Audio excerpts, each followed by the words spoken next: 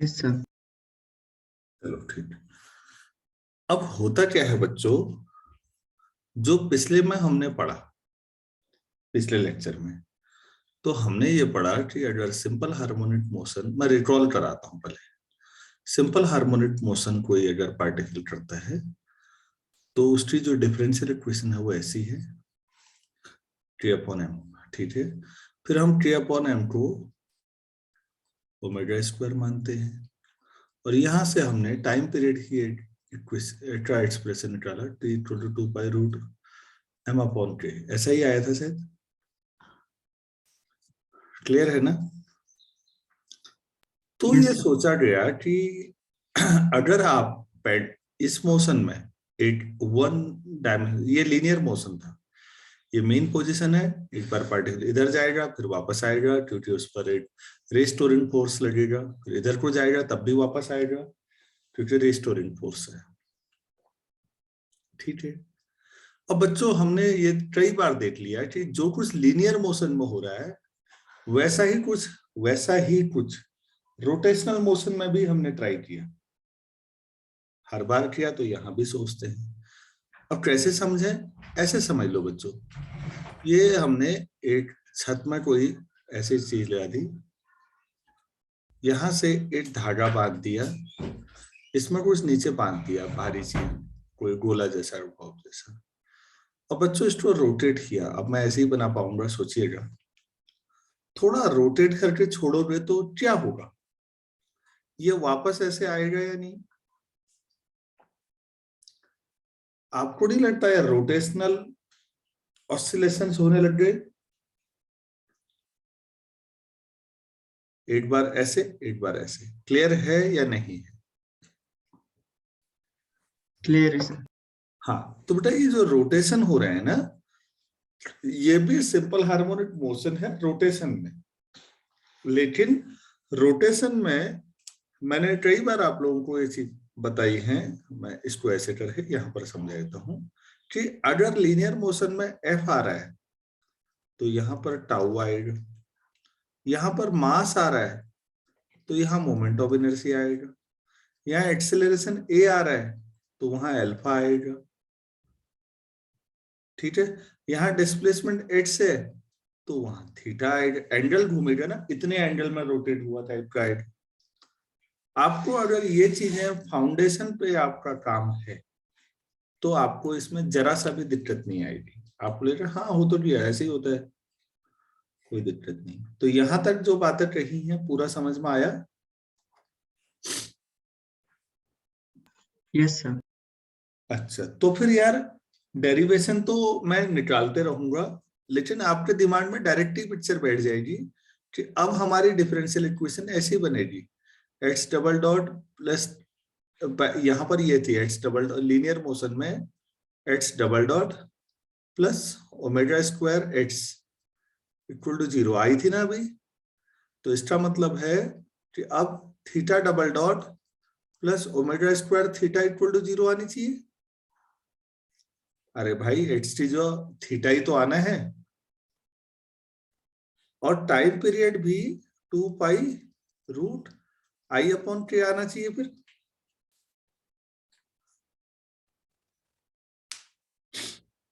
क्यों, ऐसा ही होना चाहिए।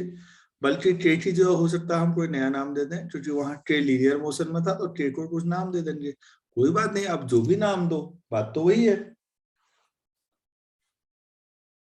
इतना क्लियर है ना? Yes sir. तो अब हम हेडिंग डाल देते हैं फिर, बात समझ, differential equation of, differential equation of angular SHM, angular SHM. Angular में कुछ नहीं है बच्चों, लीनियर जिसने समझ लिया एंगुलर उसको बहुत आसानी के साथ आ जाएगा। कार्तिकेय मैं पहले से भी कहता आ रहा हूं बेटा कि आप फाउंडेशन मत छोड़िएगा, फाउंडेशन के बिना बिल्डिंग ऊंची नहीं बनाई जा सकती। मैं लास्ट ईयर जब से मैंने पढ़ाना शुरू किया है तब से कहते आ रहा हूं, अगर फाउंडेशन पे काम है तो बिल्डिंग जितनी मर्जी उठा लो, लेकिन उल्टा भी सही है, बिना फाउंडेशन के, बिना बेसिक्स क्लियर किए आप आगे नहीं बढ़ सकते। अगर आप जाएंगे तो आप भूल भुलैया में फंस जाएंगे, आप बार बार कंफ्यूज होंगे, उससे फ्रस्ट्रेशन बढ़ता है और थोड़ा नेगेटिविटी आने लगती है। जब नेगेटिविटी और फ्रस्ट्रेशन होता है तो बच्चे को ये समझ नहीं आता कि गलत क्या हो रहा है, मैं तो बहुत मेहनत कर रहा हूं। बिल्कुल आप मेहनत कर रहे हो। कई अच्छे बैट्समैन मैंने देखे। मैथ्यू हेडन का नाम सुना है? हेलो। Yes sir. हाँ, मैथ्यू हेडन कहाँ सुना आपने? नहीं सुना सर। तो मैथ्यू हेडन ऑस्ट्रेलियन क्रिकेट में बड़ा नाम रहे। तो अब तो रिटायर हो चुके हैं, ओपनर बैट्समैन थे। तो मैंने मैथ्यू हेडन को देखा है कि नेशनल टीम में वो खेलता था और कुछ समय के बाद परफॉर्मेंस अच्छी भी हुई, लेकिन धीरे धीरे क्या हुआ, बहुत सारी एक्सपेक्टेशंस हों, ओवर एक्सपेक्टेशंस हों, या जो भी रहा हो, या बेसिक्स आप छोड़ रहे हैं। बैट्समैन आउट कब होता है? उसने बेसिक रूल्स कहीं ना कहीं कोई तोड़ा होगा, तो वो आउट हो रहा है। एक बार आउट हुआ तो हम लोग हड़बड़ाते हैं। होता क्या है बच्चों, जैसे एक कोई व्यक्ति हकलाता है, बोलने में ना थोड़ा सा बेचारा बोलने में दिक्कत होती है, कोई बड़ी बीमारी नहीं है, वो पेशेंस की कमी है। उस आदमी से कहा जाए तुम आराम से बोलो, थोड़ा तुम कम हकलाओगे और सही हो जाओगे, वो बेचारा और तेज बोलने के चक्कर में और फंस जाता है। सेम मैथ्यू हेडन के साथ भी हुआ। वो अच्छा खेलने की कोशिश में हर बार, ने इस बार तो सेंचुरी बना के आनी। अरे सेंचुरी छोड़ भाई, पहले तो 2-4 बॉलें खेल आराम से। तो वो फिर आउट हो रहा है, फिर इरिटेशन बढ़ रहा है, फ्रस्ट्रेशन बढ़ रहा है, सबकी एक्सपेक्टेशंस भी हैं। और इन सब का परिणाम ये हुआ कि मैथ्यू हेडन बाहर हो गया नेशनल टीम से। हमें लगता ठीक है, इस बार ये खिलाड़ी आ गया, वो खिलाड़ी आ गया, हम लोग तो दर्शक है ना, हम खिलाड़ी थोड़ी है। लेकिन जो खिलाड़ी होता है और जिसने मेहनत की होती है, जब वो बाहर होता है ऐसे बेइज्जती के साथ, तो बहुत ज्यादा ह्यूमिलिएटिंग होता है, अपमानजनक होता है।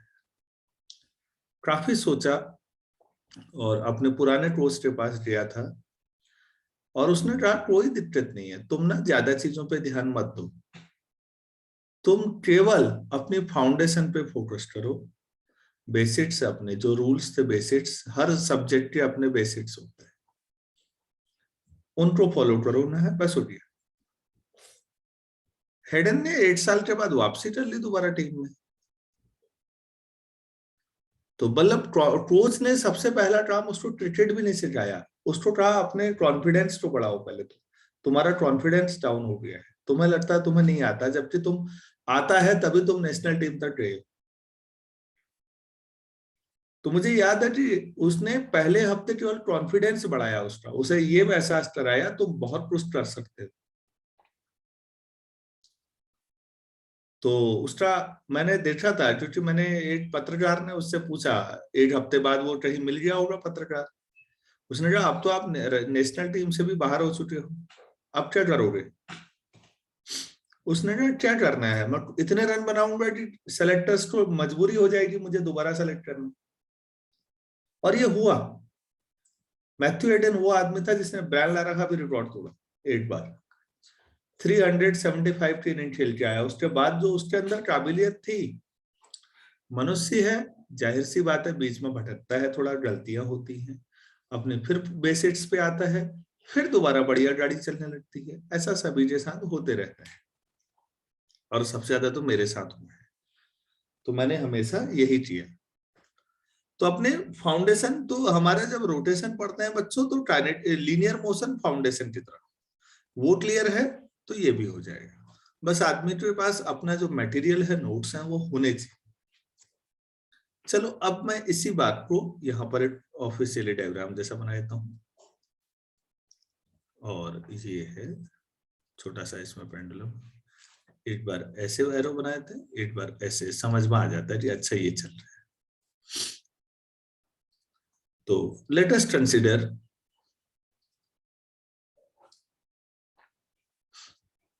a bob connected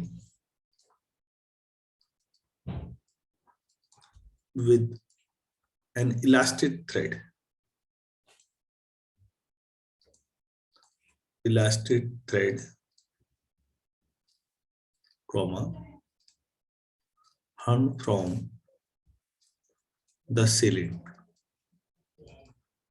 Ceiling मतलब छत से टांग दिया ऐसा, ठीक है। और सपोज इसको थोड़ा सा रोटेट किया, let we give it a slight मतलब हल्का सा, थोड़ा सा रोटेशन, ब्रैकेट में थीटा भी लिख सकते हो, हल्का सा घुमाया। अब धागे में इलास्टिसिटी है, तो इलास्टिसिटी मैंने पढ़ाया था कि इलास्टिसिटी का मतलब ये कि चीज वापस आने की कोशिश करेगी। अगर ये इनइलास्टिक होता तो जैसा था वैसे ही रहता, लेकिन क्योंकि आपने इलास्टिक लिखा है भाई यहाँ पर, इसका मतलब है कि धागा रोटेट होगा। तो इसको इस वजह ऐसे लिखते हैं, due to elasticity of thread, due to elasticity of thread, धागे की इलास्टिसिटी की वजह से, due to elasticity of thread,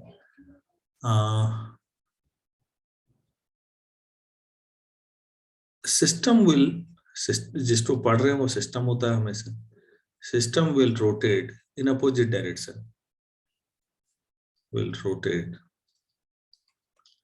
in opposite direction.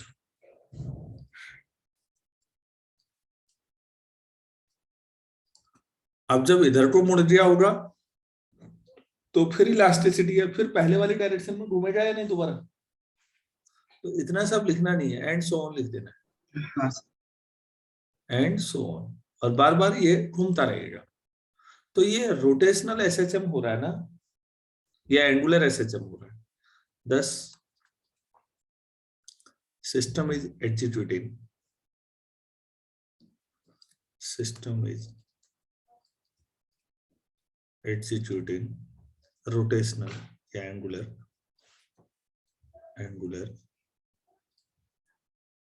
SHM।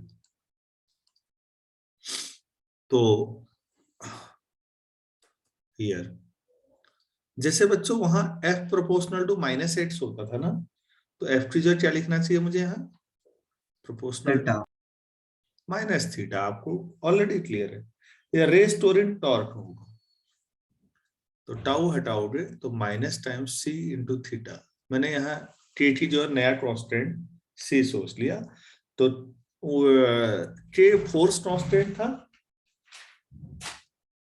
तो सी टॉर्क कांस्टेंट कह सकते हैं यार। यस हाँ कुछ नहीं है यार, यार सी इज टॉर्क कांस्टेंट, लोग रटते रहते हैं, जबकि फाउंडेशन है force is a torque constant, हो गया ठीक है। चलो भाई इसे क्वेश्चन 1 मान लेते हैं। अब देखिएगा, since tau equal to I into alpha पढ़ा था हमने, तो अल्फा इक्वल टू हो जाएगा टाउ अपॉन आई, टाउ की जो आप माइनस सी थीटा रख दो, ऊपर लिखा है अपॉन आई, तो minus c upon I into theta, ठीक है। तो सी अपॉन आई फिर वही डायमेंशनली ओमेगा स्क्वायर के बराबर होगा। ये सी क्या है, टॉर्क कांस्टेंट, आई क्या है, मोमेंट ऑफ इनर्शिया, तो ये यही होगा। तो इससे क्या साबित हुआ, हमारा क्या प्रूफ हो गया, alpha equal to minus omega square theta. ये सेकंड इक्वेशन ले लेते हैं, बच्चों वाला ड्राम चल रहा है यार, कुछ नहीं है, कोई कठिन चीज नहीं है। अब ये देखिए, अगर थीटा एंगुलर डिस्प्लेसमेंट है, थीटा इज क्या है, एंगुलर डिस्प्लेसमेंट, तो D theta upon D T क्या होगा,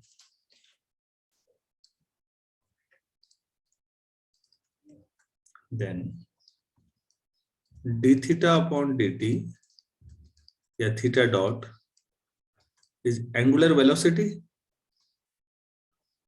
भाई एंगुलर डिस्प्लेसमेंट की जो वेलोसिटी, एंड एक बार और करते हैं, D theta upon D two theta upon D T square या theta double dot is angular acceleration, angular ही तो बढ़ रहा है, बाकी तो सब वही चल रहा है। हाँ लेकिन एंगुलर एक्सेलरेशन तो बेटा आप अभी अल्फा कह रहे थे, तो मतलब ये हुआ कि अल्फा की जो कैरेट देना हुआ,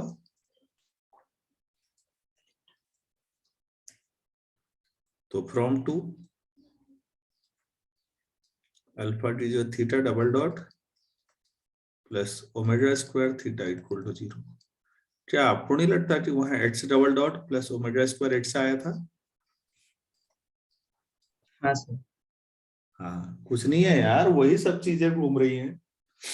जो रोटेशनल मोशन चैप्टर हमने पढ़ा था ना, वो अपने आप में बहुत ही इंपॉर्टेंट चैप्टर है इस तरह के रोटेशन को समझने।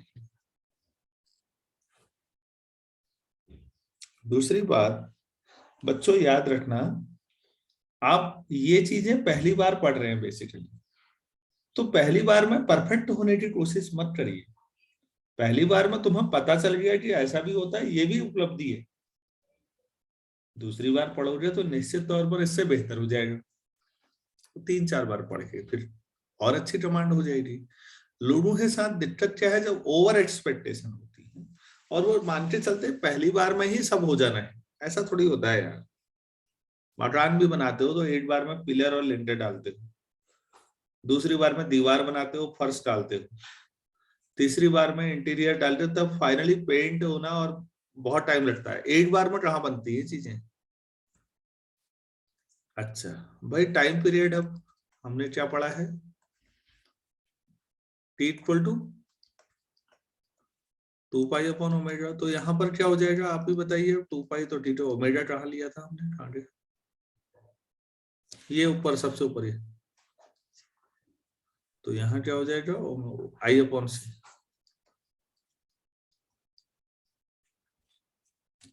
T equal to I upon C. I क्या है, मोमेंट ऑफ इनर्शिया, और सी टॉर्क कांस्टेंट। हो गया,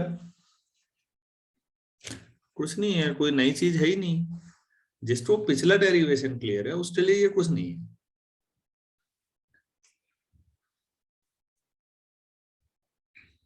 पूरे डेरिवेशन में कोई दिक्कत आई? No sir. तो बच्चों ये हमारे पास टाइम पीरियड निकालने के लिए एक बेसिक एक्सप्रेशन था, उसमें ऐसा कुछ भी नहीं है। मैं यहीं पर अब आपको तैयार भी होना है अभी स्कूल के लिए, इतना ही करते हैं। आज मैंने दिन में भी टाइमिंग रखी है, आप देखिएगा काफी इंपॉर्टेंट चीज है। जो स्प्रिंग होते हैं ना, वो भी ऑसिलेटरी मोशन करते हैं। स्प्रिंग आगे पीछे स्प्रिंग वाइब्रेट करते हैं ना, वाइब्रेशन भी एसएचएम है। तो फिर जब वो भी एसएचएम है तो फिर वहां का टाइम पीरियड कैसे निकालोगे, किस तरह से, यही सब एक्सप्रेशन वहां भी निकालने हैं। अच्छा, 2 स्प्रिंट लगाते हैं एक के पीछे एक, तो 2 स्प्रिंट सीरीज में लगा दें तब, 2 स्प्रिंट पैरेलल में लगा दें तब, सीरीज पैरेलल के अलावा कॉम्बिनेशन जो काम रेजिस्टेंस के लिए होता है करंट वाला, वो स्प्रिंट के लिए भी होता है। तो स्प्रिंट पे काम करना जरूरी है चीजों को समझने। तो मैंने टाइमिंग आपको दे रखी है, उस नेक्स्ट टाइम उस पर काम करते हैं। आज ही है क्लास दिन में, देख लीजिएगा। Thank you. Thank you sir.